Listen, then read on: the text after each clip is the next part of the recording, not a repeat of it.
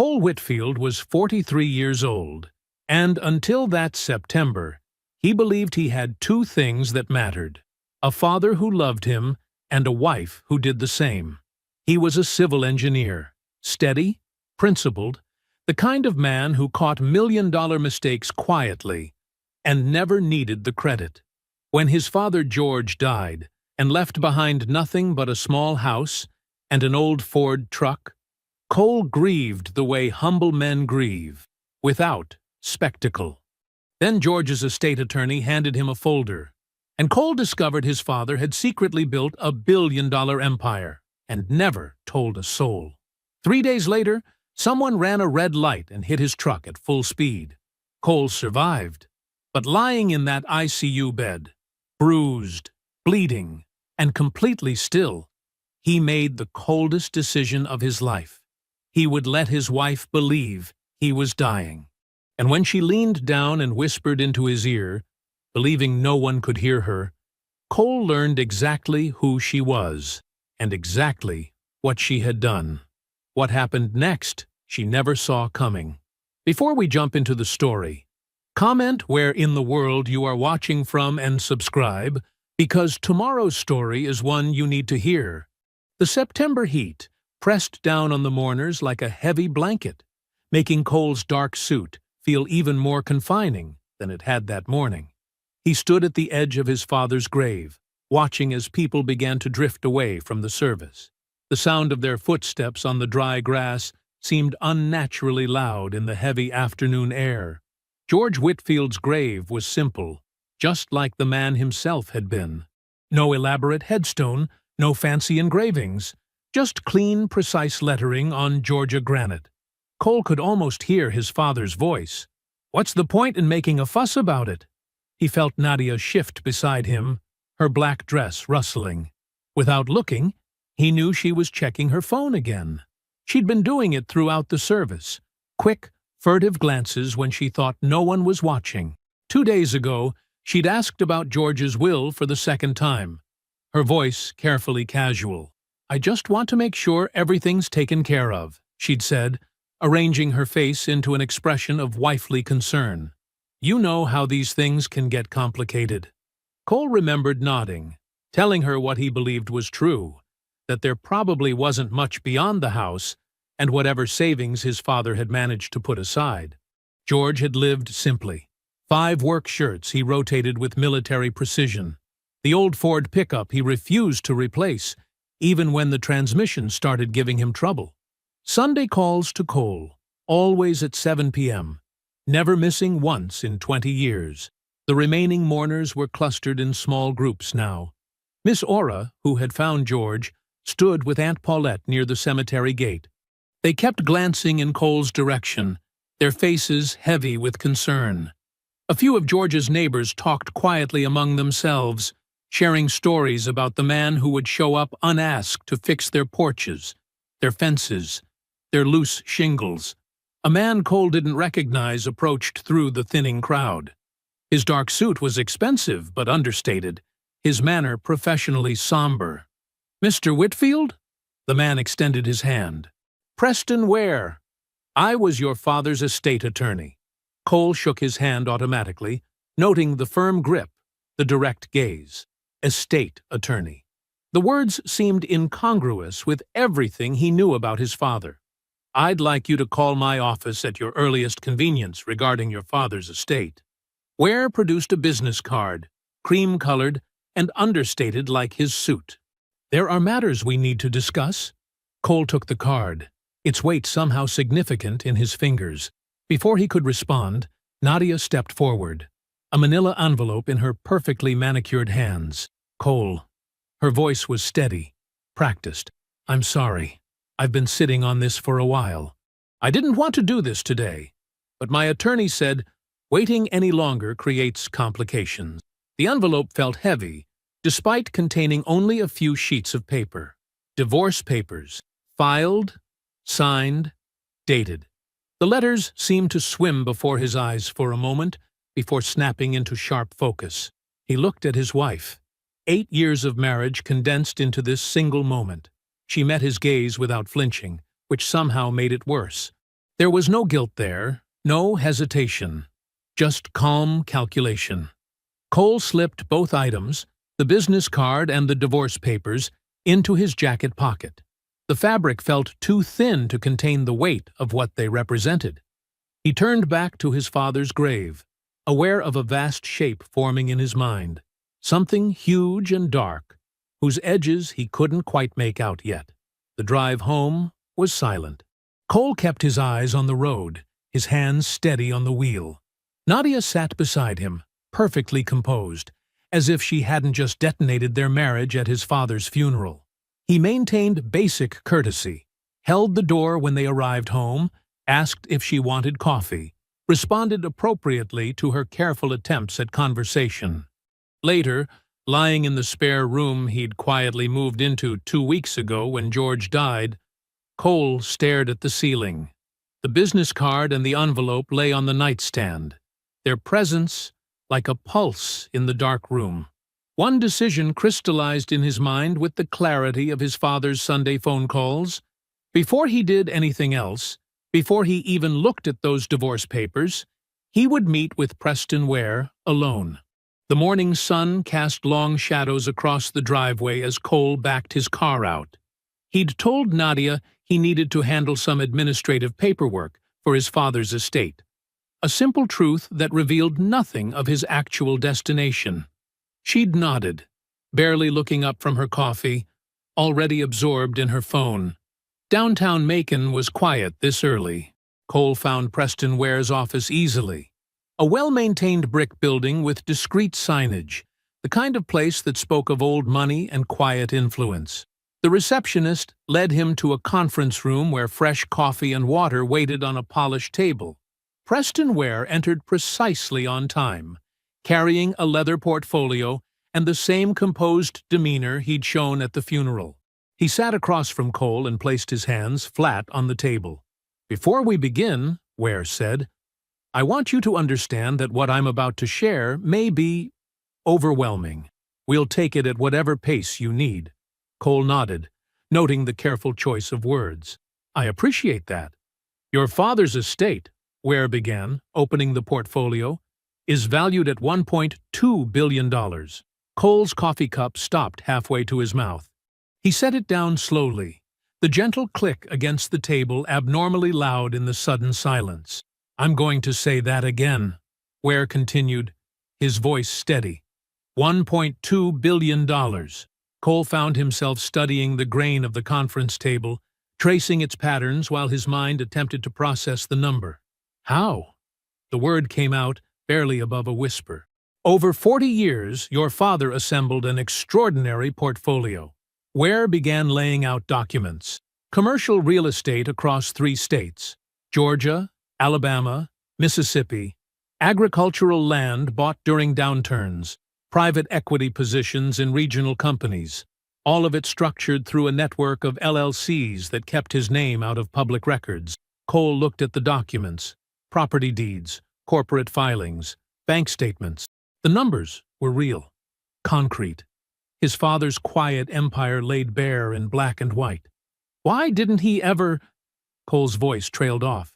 "Tell you?" Ware smiled slightly. "George once told me, I've seen what money does to families when they know it's coming. My son is going to earn his life, and then he's going to inherit a foundation." Something tightened in Cole's chest at those words. His father's voice, his father's wisdom, even now reaching across the void. "There's something else you need to know." Ware pulled out another document. "The will is explicit. Everything transfers solely to you, with zero spousal claim possible. Your father inserted that provision 7 years ago, 1 year into your marriage to Nadia." Cole felt the air leave his lungs in a slow exhale. 7 years ago. His father had seen something even then, had taken steps to protect against it. "Did my father trust my wife, Mr. Ware?" Preston Ware was quiet for a long moment. Then he reached into his portfolio one final time and withdrew a sealed envelope. "Your father asked me to hold this for you. He said you'd know when the right time was to open it." Cole took the envelope, his father's handwriting on the front. Cole. Nothing else. The drive home was surreal. Streets he'd known his whole life seemed different somehow, as if the weight of $1.2 billion altered even the familiar geometry of Macon. Now he understood Nadia's timing perfectly, filing for divorce the day after the funeral, before the estate became public. She'd known something was coming. She just hadn't known how much. He pulled into the driveway, the house he'd left just hours ago, feeling like a stage set now, a place where performances were given rather than lives lived.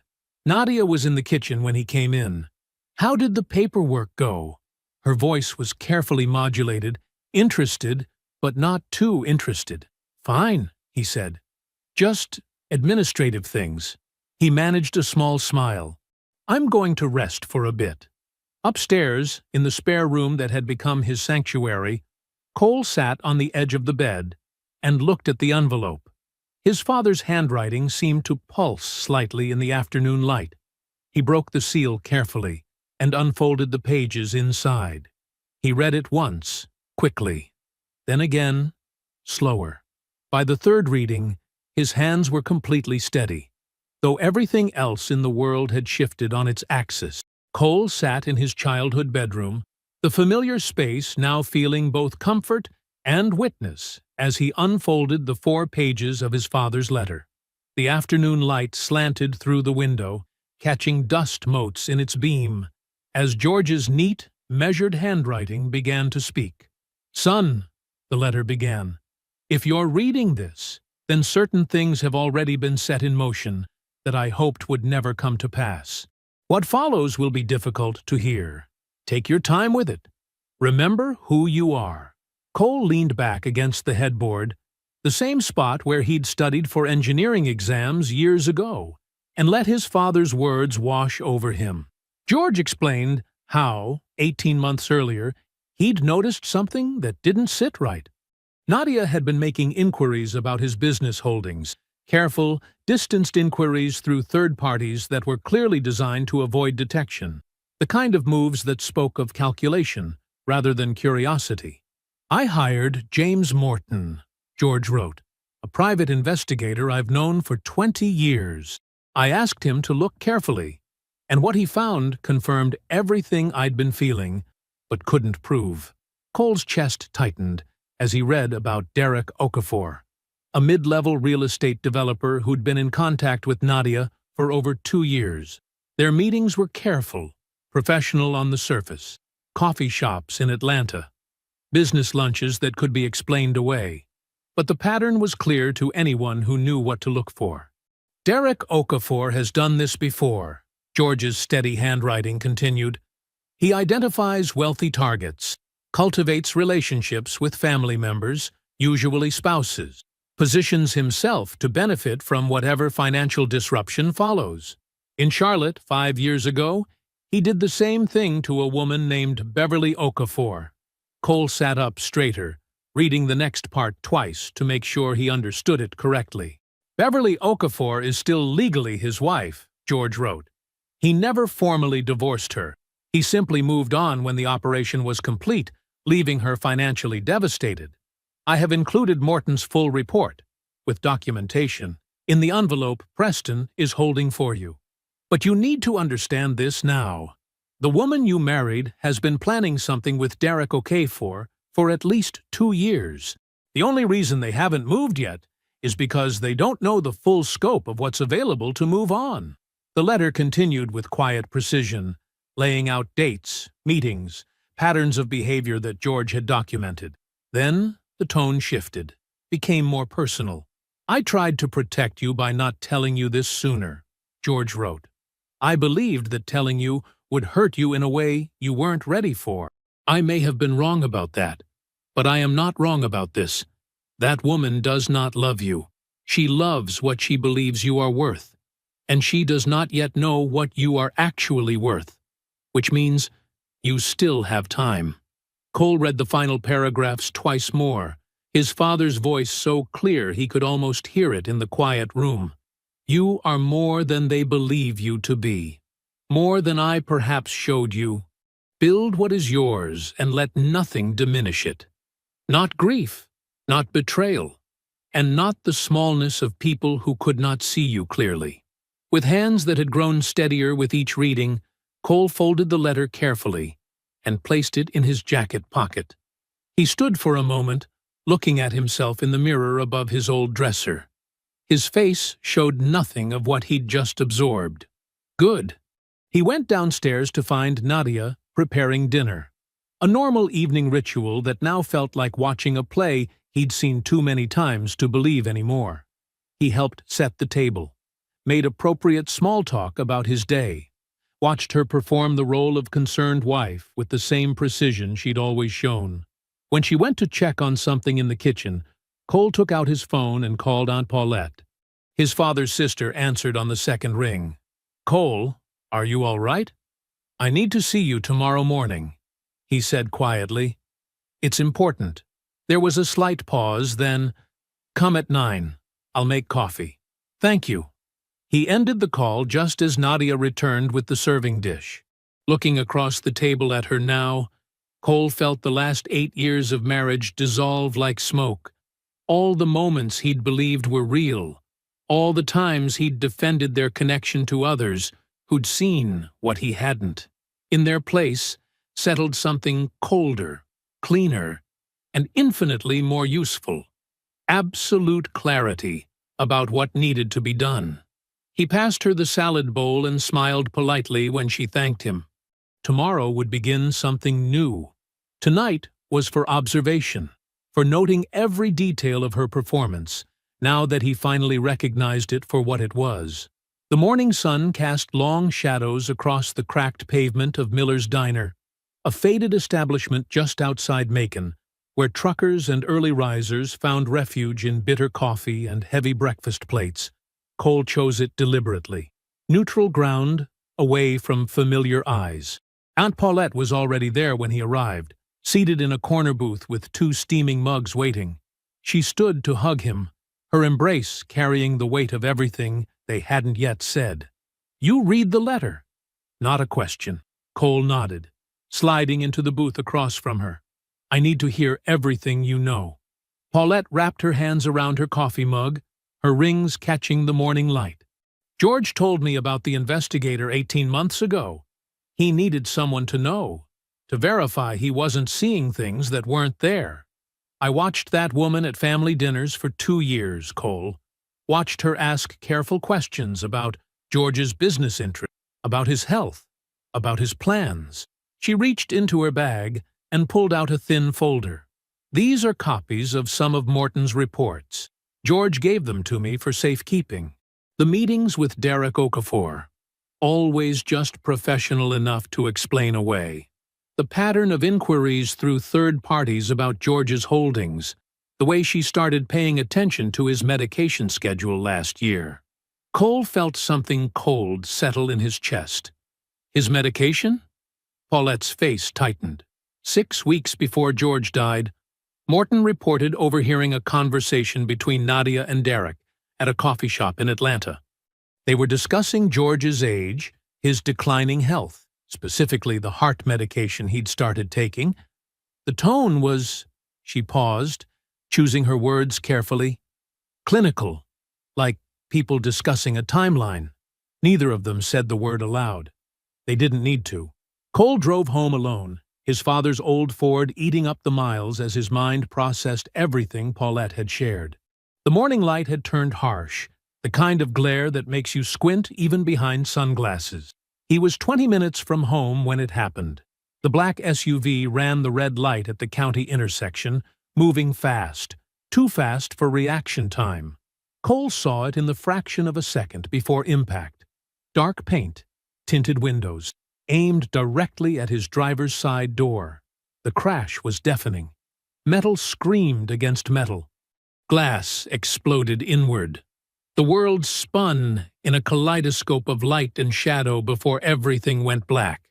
He regained consciousness to the rhythm of ambulance sirens and the efficient voices of EMTs.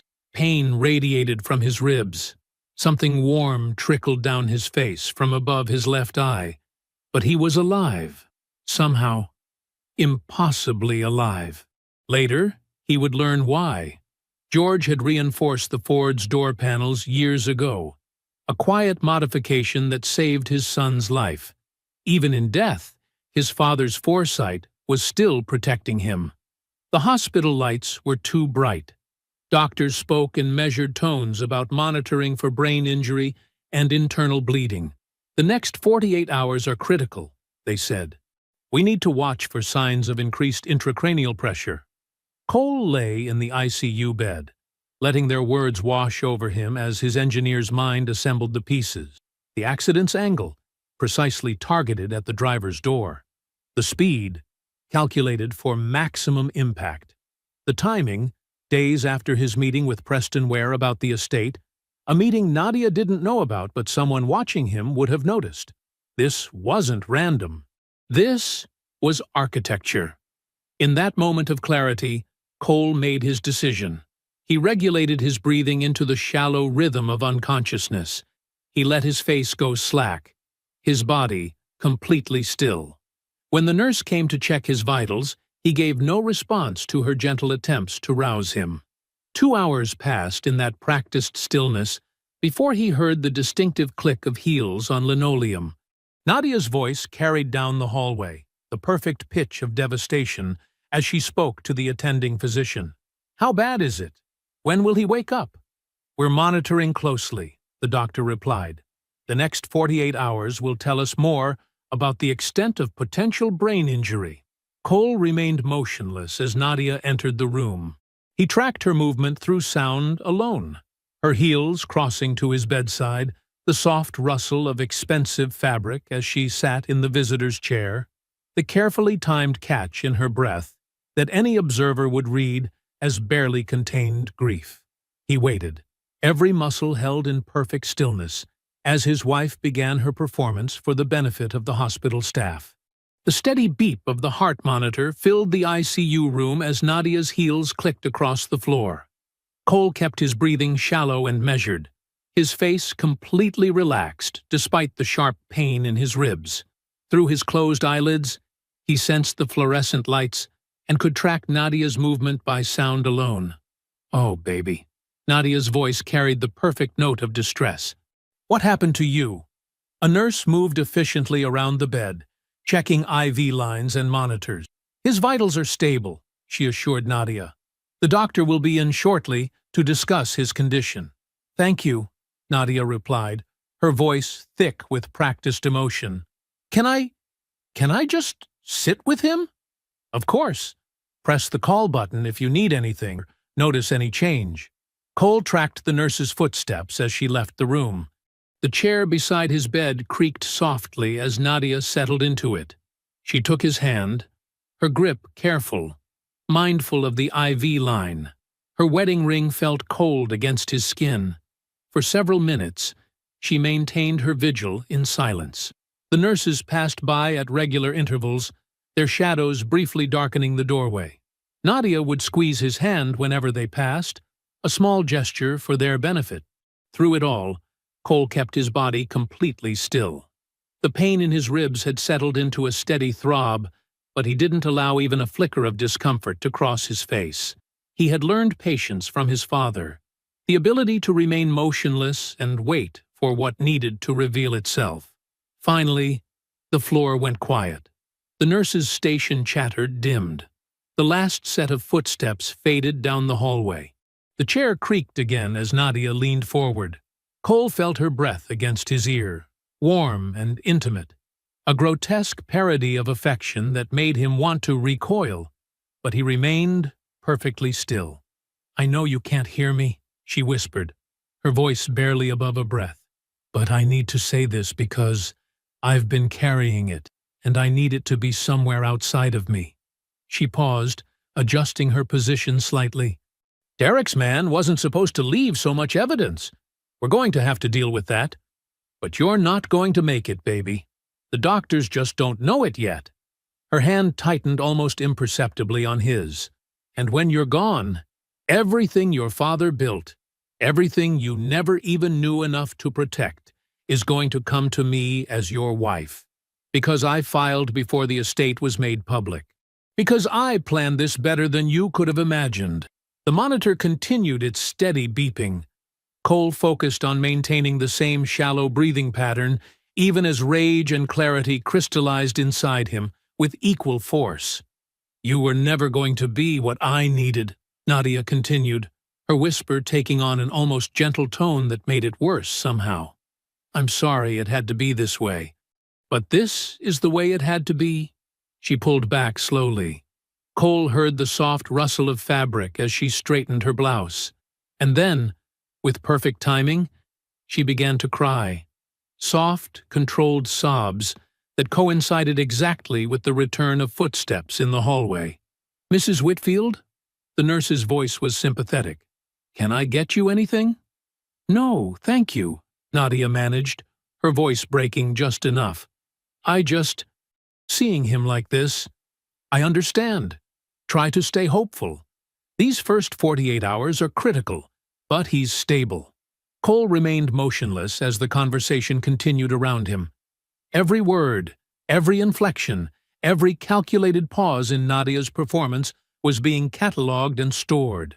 The shape of her betrayal was now completely clear. Not just the accident, but the years of planning that led to it, the careful timing of the divorce filing, the partnership with Derek, the cold assessment of his worth against his father's hidden wealth. Through the long night that followed, Cole maintained his stillness as Nadia came and went. She would return with coffee, speak softly to the nurses, make phone calls in the hallway about postponing meetings and arranging to work remotely.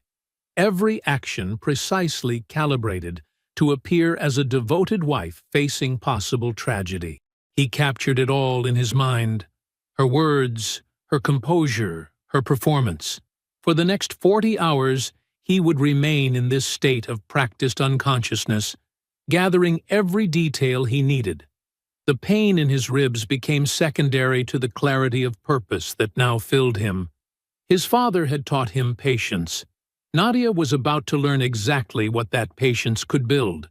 The second morning in the ICU brought a new set of footsteps, heavier, more deliberate than Nadia's careful heel clicks. Cole maintained his practiced stillness as two people entered his room. "How's he looking?" A man's voice, smooth, confident, with the practiced warmth of someone who moves through expensive rooms. Derek Okafor. Cole had never seen him, but Paulette's description of his voice, like honey over steel, was perfect. "The same," Nadia replied quietly. "They're still monitoring for brain activity." Fabric rustled as Derek moved to the foot of Cole's bed. The metal rail creaked slightly under his grip. "Timeline on the estate proceedings? Preston Ware's office hasn't set anything in motion yet. They're waiting to assess Cole's condition before determining next steps." Nadia's voice was stripped of its earlier performance, businesslike, direct. "Good. That gives us room. The Florida account is structured exactly how we discussed. Once his legal status is formally assessed, everything moves through the channels we established." Derek spoke with the calm authority of someone reviewing a routine business plan.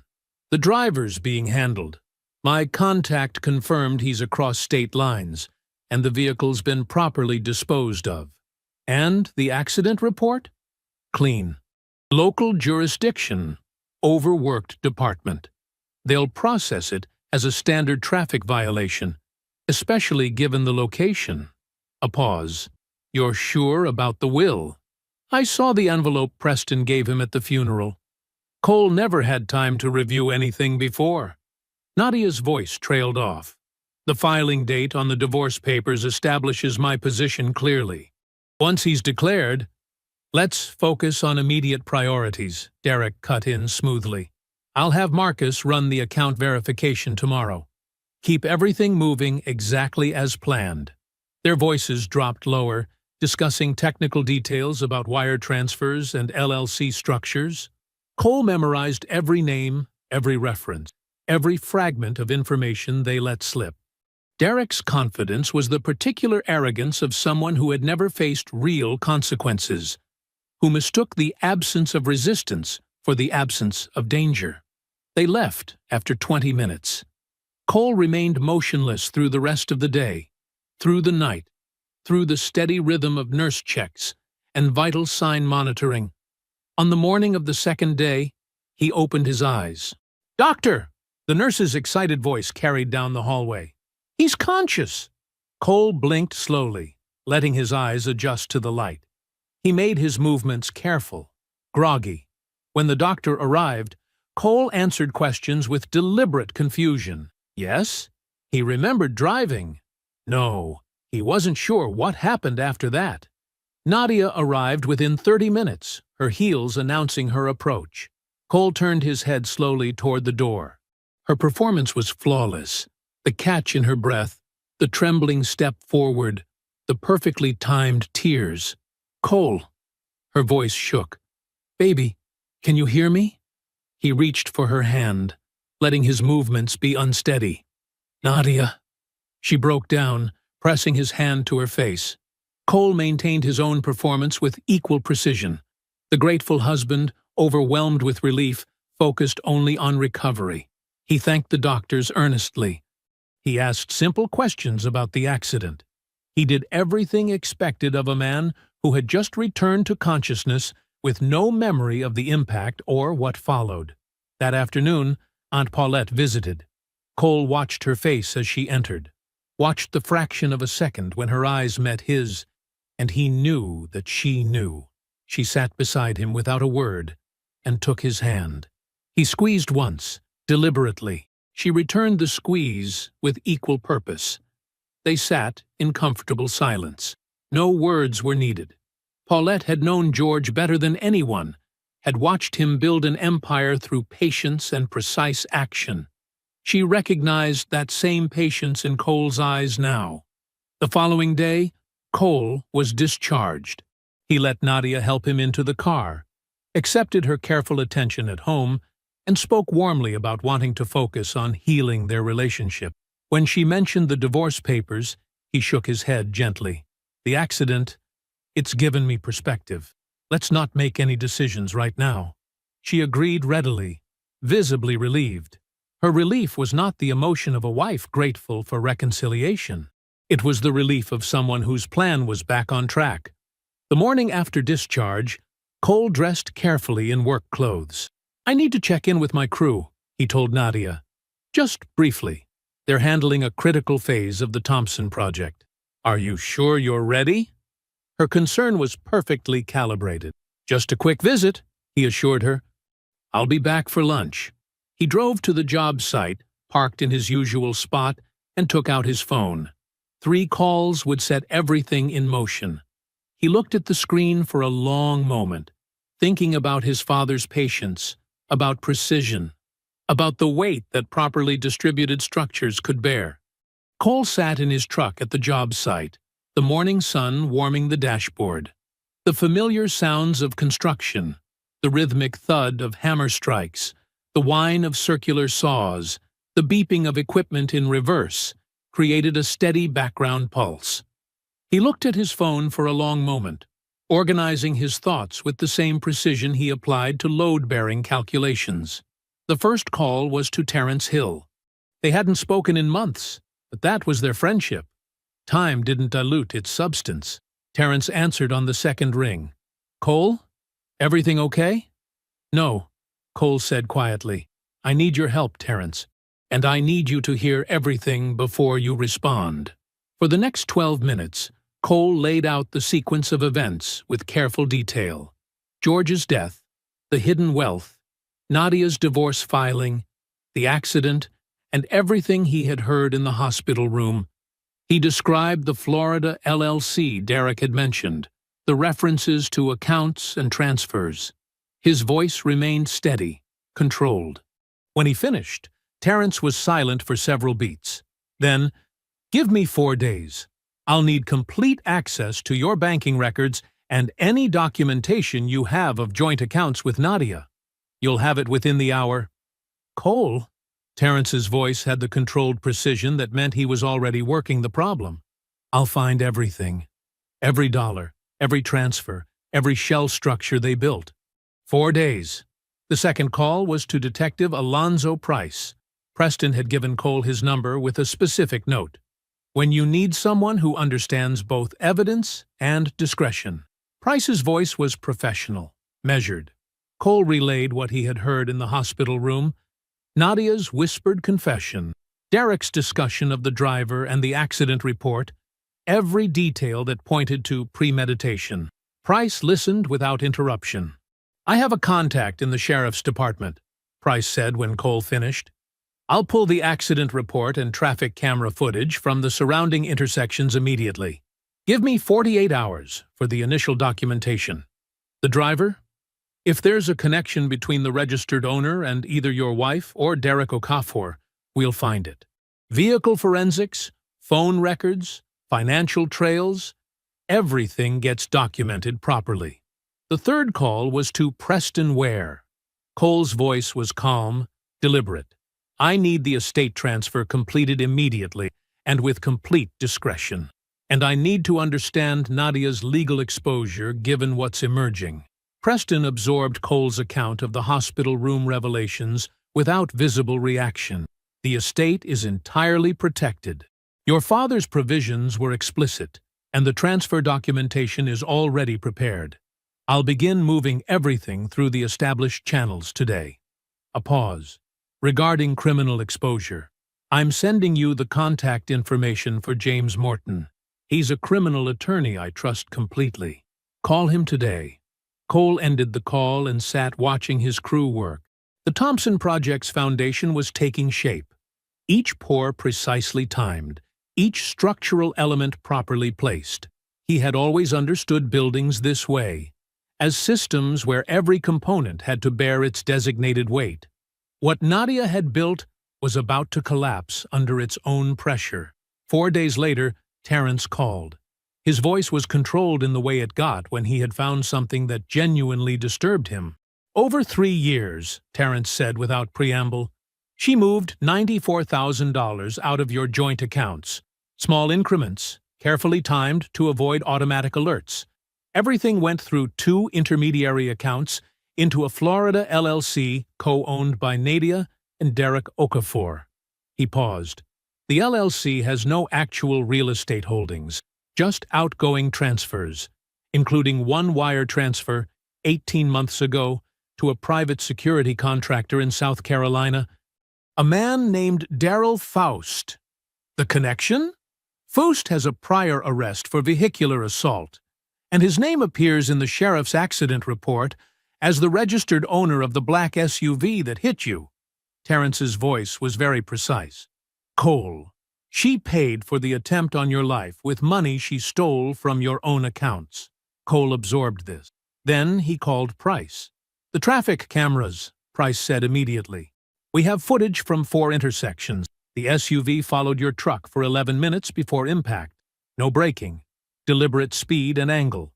We also have phone records showing 3 calls between Derek Okafor and Faust in the 72 hours before the accident." He paused. "Cole, I have enough to take to the DA." "Not yet." Cole's voice was quiet. "I need 48 hours." Cole sat in George's kitchen, the afternoon light slanting through windows that had witnessed 40 years of his father's quiet discipline. He looked at his phone, each number he needed to dial representing another piece of the structure he was building. Not revenge, accountability. The distinction mattered. He called Nadia's mother first. Sarah Fontaine's voice carried the warmth it always had, even through speakerphone. "Cole, how are you holding up, sweetheart?" "Managing," he said, keeping his voice gentle. "I was hoping you and Robert could come to Macon tomorrow evening. There are some things we need to discuss as a family. Next steps, with everything that's happened." "Of course," Sarah said immediately. "What time would you like us there?" 7 o'clock, at George's house. We'll be there." A pause. "Cole, is everything all right?" "It will be," he said quietly. "Thank you, Sarah." He ended the call and dialed the Charlotte number Preston had verified. Beverly Okafor answered on the 3rd ring. Her voice was composed, precise, the voice of a woman who had been waiting for this call without knowing when it would come. "Mrs. Okafor? This is Cole Whitfield. Preston Ware gave me your number." "Yes," she said simply. I've been expecting to hear from someone eventually.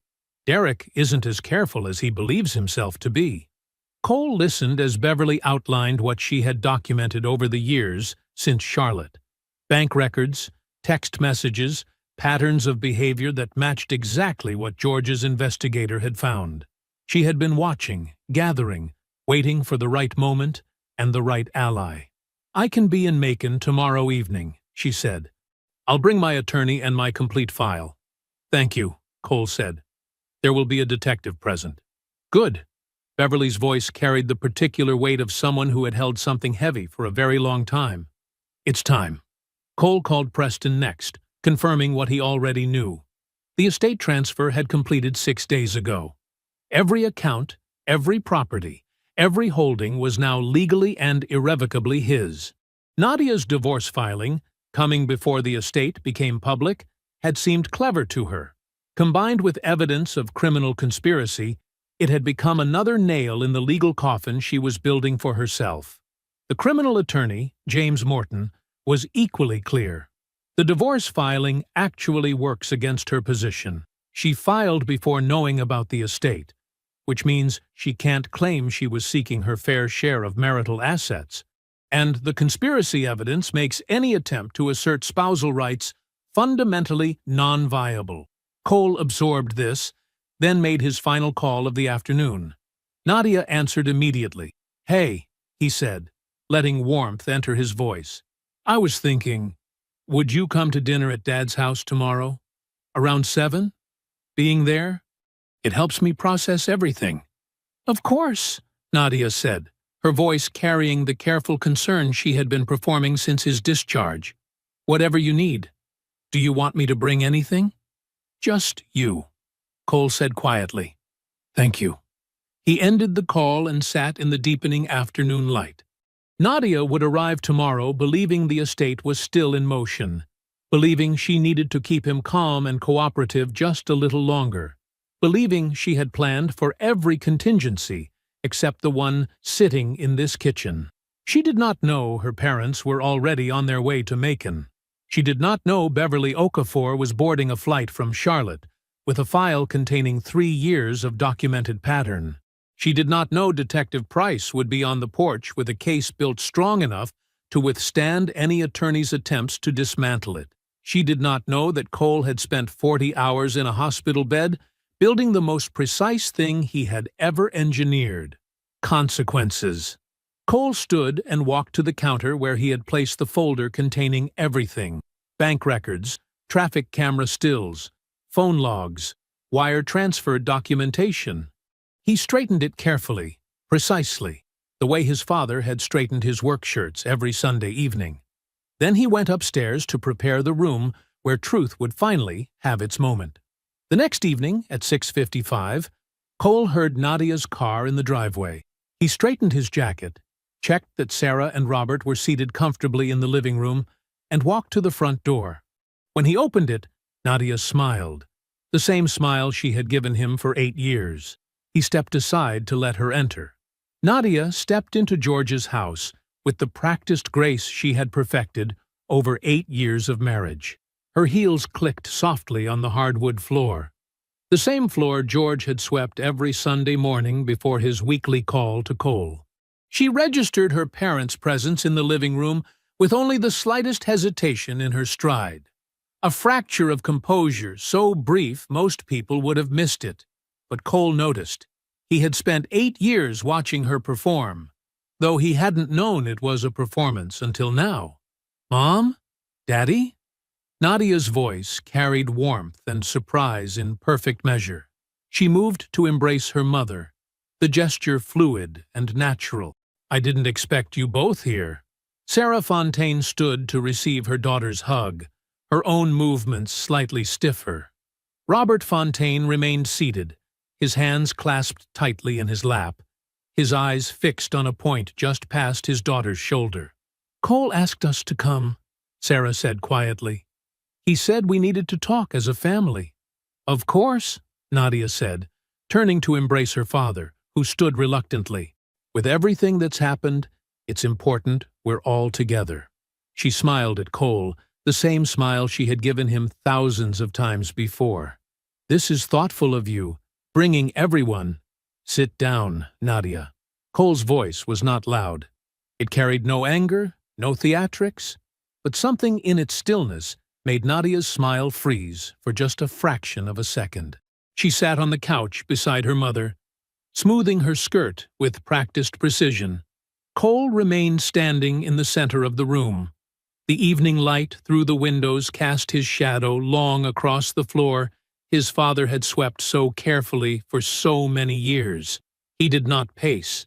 He did not gesture. He simply stood, as still as he had been in that hospital bed, and began to speak. "2 weeks ago, in my hospital room, you whispered something in my ear. You thought I couldn't hear you. You were wrong." Nadia's face remained composed, but her fingers tightened slightly on the fabric of her skirt. "You told me Derek's man wasn't supposed to leave so much evidence. You told me you had planned it better than I could imagine. You told me everything your father built would come to you, because you filed before the estate went public." Sarah Fontaine made a small sound. Robert's jaw tightened visibly. "Over the past 3 years," Cole continued, his voice maintaining its careful evenness, "you moved $94,000 from our joint accounts. Small amounts, carefully timed. All of it went to a Florida LLC you built with Derek Okafor." Nadia started to speak.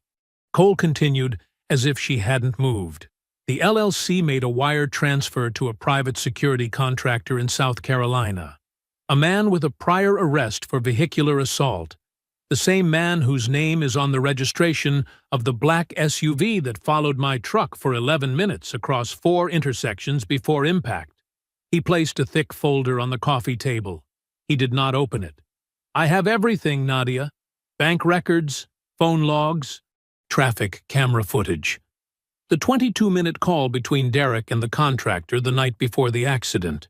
In approximately 36 hours, all of it goes to the district attorney's office." He paused. "I wanted you to hear it from me first, out of respect for what I once thought we had." Nadia's performance began immediately, tears welling up, hands trembling slightly. "Cole, this is insane. I don't know what you think you heard, but you were injured, confused. And Derek, he's just a business associate.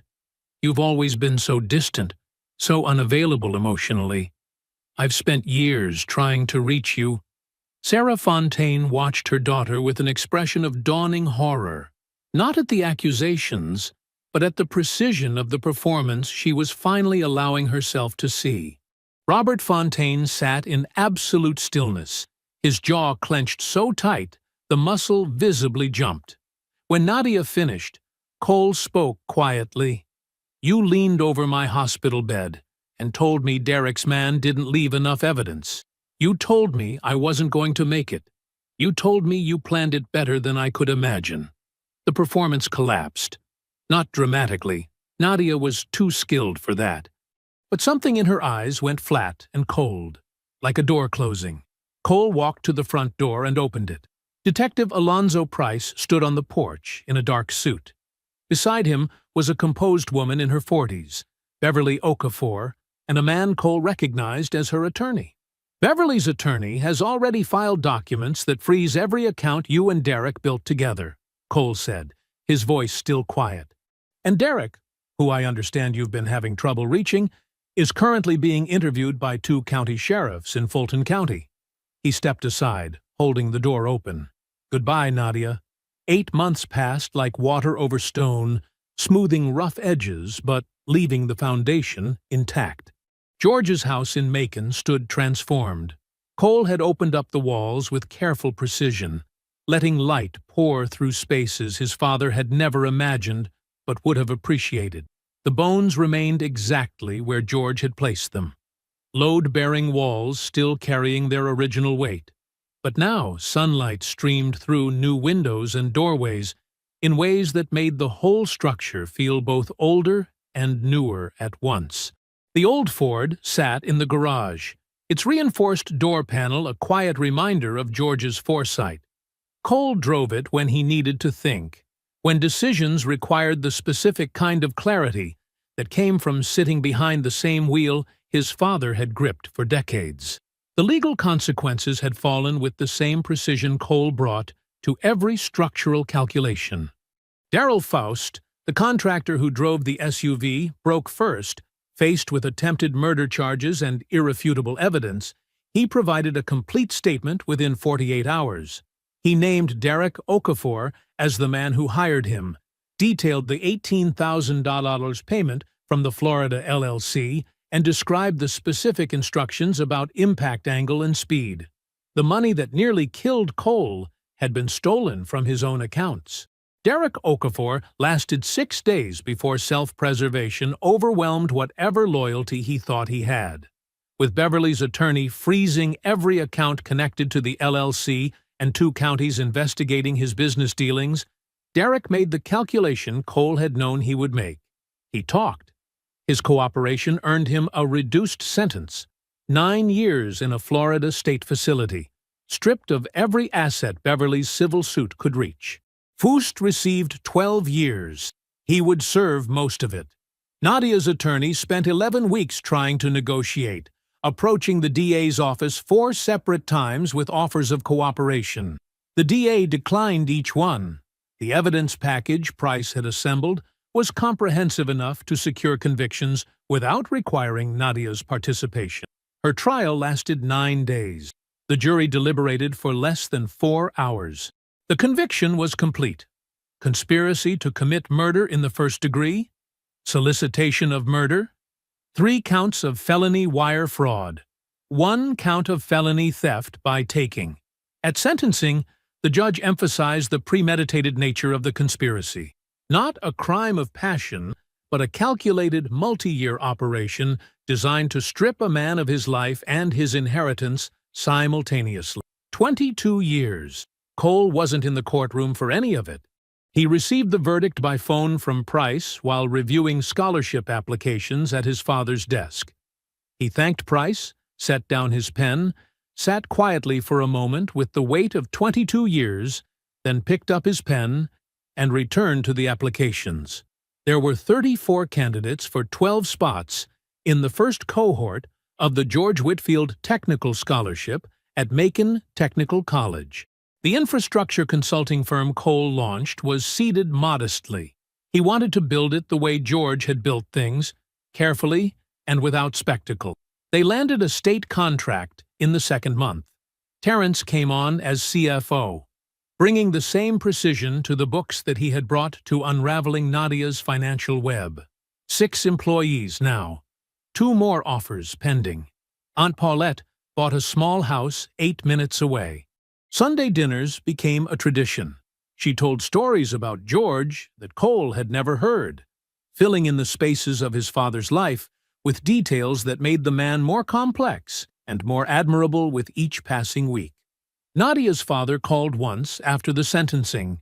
His voice carried the weight of a man confronting something he had chosen not to see for decades.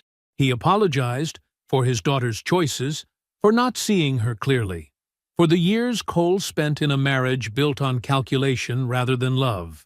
Cole told him there was nothing to apologize for. He told him George had always liked him, which was true, and which seemed to mean something to the man on the other end of the line. They spoke for 20 minutes. Neither mentioned calling again.